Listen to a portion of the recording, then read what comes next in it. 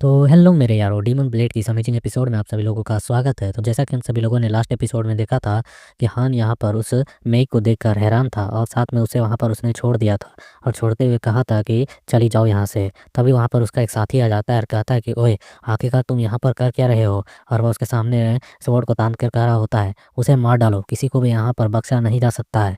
और वह तलवार लेकर एक स्टेंस ले लेता है और कहता है, अगर वह जीवित रही तो हमारा मिशन फेल हो जाएगा और हम सभी को यहाँ पर पनिशमेंट मिलेगी। तो हम देखते हैं वह इसका एक साथी तलवार लेकर सीधे उसे मारने की ओर बढ़ रहा होता है और वह लड़की को भी अपने आंखों में मौत नजर आ रही होती है उसकी ओर आते हुए। तभी उसका स्वॉर्ड यहाँ पर इस तक पहुंच नहीं पाता है और वह बीच रास्ते में ही रुककर कांपने लगता है। कहता है कि वह बंदा, व्हाट, होल्ड ऑन, आखिरकार तुम ये क्या कर रहे हो, क्यों। और हमें दिखाया जाता है कि इस बंदे के गर्दन के आर पार हान ने अपने स्वॉर्ड को कर दिया होता है, इसे यहीं पर मार डालता है। इसे मरते हुए देखे लड़की भी हैरान होती है। फिर हान तुरंत इसके हाथों को पकड़कर सीधे खिड़की से बाहर फेंक देता है ताकि वह इस रूम से बाहर चली जाए।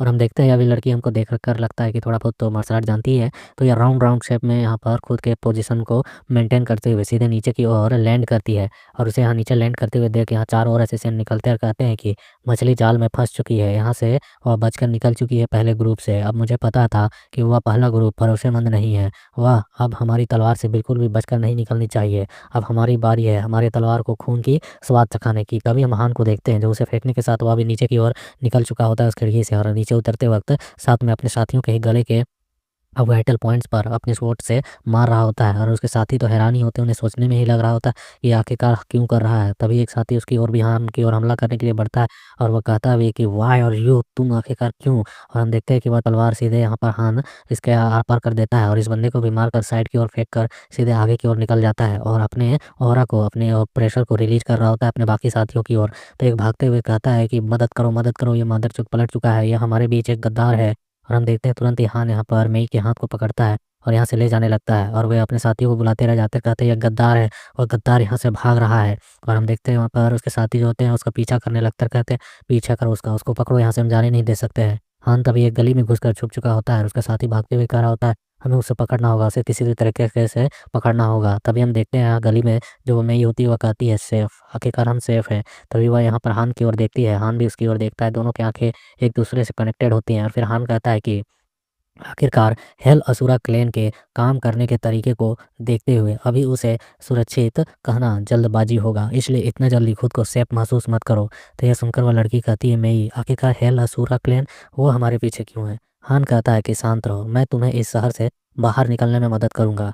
उसके बाद वह लड़की सीधे हान के हाथ पर लगे एक कट को देखती है जिसे देखकर उसे बुरा लगता है और वह थोड़ी परेशान महसूस करती है खुद को। फिर हम देखते हैं उन बंदों के निकलने के बाद हान उसके हाथ को पकड़ता है और कहता है कि चलो यहाँ से चलते हैं, यहाँ से निकलते हैं अब। और हम देखते हैं ये लोग रात भर इसी तरीके से भागते हुए उस टाउन, उस सिटी से भी बाहर की ओर निकल जाते हैं और अंदर जंगल में पहुंच जाते हैं जहाँ इन्हें भागते भागते सुबह हो चुकी होती है। और जंगल में एक पेड़ के नीचे बैठकर हान और वह लड़की दोनों ही हाँप रहे होते हैं, काफ़ी थक चुके होते हैं। तभी एक क्राउ तेजी से उड़ते हुए सीधे हान के पास आता है और एक चिट्ठी को देता है और उसमें यहाँ पर लिखा हुआ होता है कि जो अटैक करना था, हत्या करना था, वह फेल हो चुका है। अब लॉन्ग जो है वह वेली रॉक टाउन में कल्टीवेट कर रहा है, तुम्हें अपने उस लिटिल प्रेमिका को लेकर, लिटिल रवर को लेकर जाना है वहाँ पर और फिर कभी भी डार्क असुरा हॉल में वापस नहीं आना है। तो हम देखते हैं इस बात को पढ़कर यहाँ पर हान गुस्से में अपने उस पेपर को मोड़ता है और फिर हम देखते हैं कि उसे इतना गुस्से में देखकर वह लड़की सबसे पहले तो अपने पास से एक हर्ब मेडिसिन वाले बोतल को निकालती है, मलम को, और उसे हान के जख्म पर लगाने लगती है। जैसे हान पर उसका हाथ टच होता है तुरंत ही हान एक्टिवेट हो जाता है, दूर की ओर उससे हो जाता है और अपने स्वॉर्ड को निकालकर एक अटैकिंग पोजीशन में आ जाता है और उसे घूर कर देखने लगता है।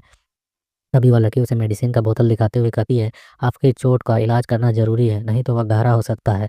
तभी हान कहता, ओह ऐसी बात है, माफ़ करना, मैं इसे खुद ही कर लूँगा। तो वह लड़की इससे कहती कि नहीं नहीं, इसमें कोई दिक्कत नहीं है, मुझे यह करने दो, मुझे दवाओं की अच्छी जानकारी है। आखिरकार मैं यहाँ पर लिंग लॉन्ग पवेलियन की सुआन है माउंटेन पर पली बड़ी हूँ जो अपनी चिकित्सा मेडिसिन के लिए काफ़ी ज़्यादा फेमस है। मैं सभी को अपने फैमिली की तरह वहाँ पर मानती हूँ और हाँ वहाँ पर इलाज भी करती हूँ। हालांकि मुझे अपने एल्डर के मुकाबले नहीं कि कहा जा सकता कि उनकी जितना जानती हो, लेकिन मुझे उम्मीद है कि मैं तुम्हारे जख्मों को लगभग ठीक कर सकती हूँ। और फिर हान वहाँ पर चुपचाप आकर उसके बगल में बैठ जाता है तो वह लड़की उसकी मलहम पट्टी करने लगती है और वह अपने मन में कह रही होती है कि आप मेरे फैमिली से भी किसी भी तरीके से अलग नहीं है, आखिरकार आपने यहाँ पर मेरी जान बचाई है, वो अपने मन में कर रही होती है। और हान जो होता है उसे ब्लश करते हुए बस देखे जा रहा होता है और वहाँ पर जो फूल की पत्तियाँ गिर रही होती हैं तो वो अपने हाथ को बढ़ाते हुए उसके सर से वह पत्ती हटाने के लिए जा रहा होता है। तभी यह लड़की ऊपर की ओर और अपने माथे को करते हुए कहती है कि अब सब कुछ ठीक है या कंप्लीट हो गया। तभी हान थोड़ा-सा ऑकवर्ड महसूस करता है कि वो अपने हाथ को इसकी ओर बढ़ा रहा था, और वो लड़की भी थोड़ी हैरान होती है। तभी हान तुरंत ही पलट जाता है और कहता है, ओह! ठीक है ना, चलो ठीक है। तो वो लड़की इसकी ओर देखते हुए कहती है मेई कि ओह! या बॉय। और फिर हम देखते हैं थोड़ी देर के लिए खामोशी होती है, बैठे हुए होते हैं और मेई कहती है कि आपने आखिरकार मुझे क्यों बचाया? तो हान यहाँ पर थोड़ा झिझकते हुए बोलता है कि मैं बस तुम्हें यहाँ पर बचाना चाहता था। और वो थोड़ा अपनी आँखों को चुराते हुए, इसे छुपाते हुए कह रहा होता है, आपको मेरे प्रति आभारी होने की कोई आवश्यकता नहीं है। इसके बजाय मैं आपको यहाँ पर धन्यवाद देना चाहता हूँ, क्योंकि आपने मेरी एक बार मदद की थी। अगर मुझे कभी आपसे मिलने का दोबारा मौका मिला तो वही मेरे लिए बहुत होगा। और वो उठकर वहाँ से जाते हुए कहता है कि चलिए चलते हैं, मैं आपको सबसे पहले आपके घर तक पहुँचा देता हूँ। तो वह लड़की कहती है कि ग्रेट, चलो हम लोग घर चलते हैं। और फिर हमें यहाँ पर दिखाया जाता है एक विलेज का, जिसका नाम है गुपेंग विलेज। और यहाँ पर वो इनसे गेट पर लाकर महान कह रहा होता है कि जाओ आगे बढ़ो।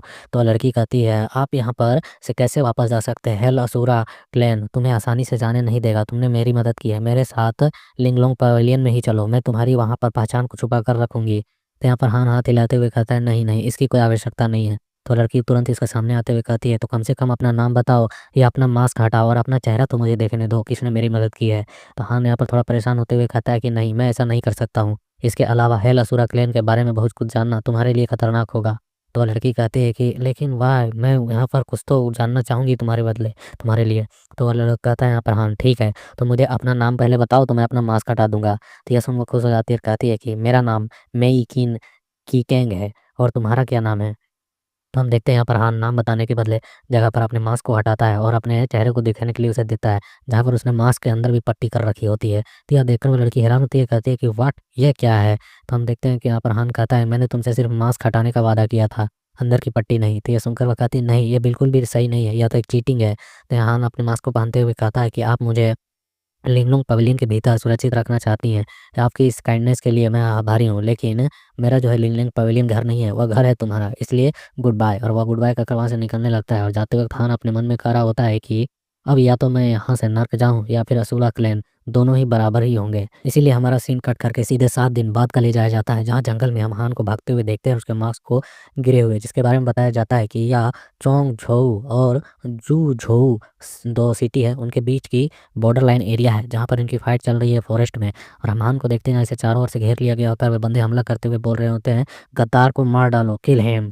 और हम को देखते जो अकेले ही इन सभी का मुकाबला कर रहा होता है, अपने तलवार से इन्हें रोके हुए होता है, कईयों को मार चुका होता है और वह एक लाश के ऊपर बैठकर हाँप रहा होता है। और उसे इस तरीके से हाँपते हुए लोगों को मारते हुए देख यहाँ पर उन ग्रुप का जो बॉस होता है वह कहता है कि डरो मत, आगे बढ़ो और सीधे इस पर हमला करो। इसकी जो स्ट्रेंथ है, ताकत है, वह लगभग खत्म हो चुकी है, तुम्हें दिखाई नहीं दे रहा है? तो वो बंदा कह रहा होता है इसका साथी, लेकिन बॉस वो लगातार लोगों को मारे जा रहा है, ऐसे में उस पर हमला करें? तो वो कहता है हाँ जाओ और एक साथ मिलकर हमला करो, उसे सांस लेने तक का भी मौका मत दो। तो हम हान को देखते जो तलवार लेकर सीधे इस बॉस की ओर बढ़ते हुए कहता है अगर मैंने यहाँ इस बॉस को खत्म कर दिया तो यह ग्रुप जो है वो अपने आप ही खत्म हो जाएगी। और हम उसके बॉस को देखते हैं जो यहाँ पर तुरंत ही हान के स्वॉर्ड को अपने खुले हाथ से ही पकड़ लेता है, और जो हान के स्वॉर्ड था उसे आगे बढ़ने नहीं देता। और हान अपने मन में कहता है कि डैम इट, मैं इससे अपने स्वॉर्ड को वापस खींच भी नहीं पा रहा हूँ। और हम देखते हैं इसके इसी फाइटिंग सीन के बीच में पीछे से वह बंदा आता है और आने के साथ ही सीधे हान पर अटैक करते हुए हान के कंधे पर एक जोरदार शॉर्ट स्लैश मारता है, जिसकी वजह से हान का हाथ कट चुका होता है और जमीन पर गिर गया होता है। हान दर्द में अपने कंधे को पकड़ लेता है, कहता है कि डैम, लगता है आज मैं यहीं पर मरने वाला हूँ।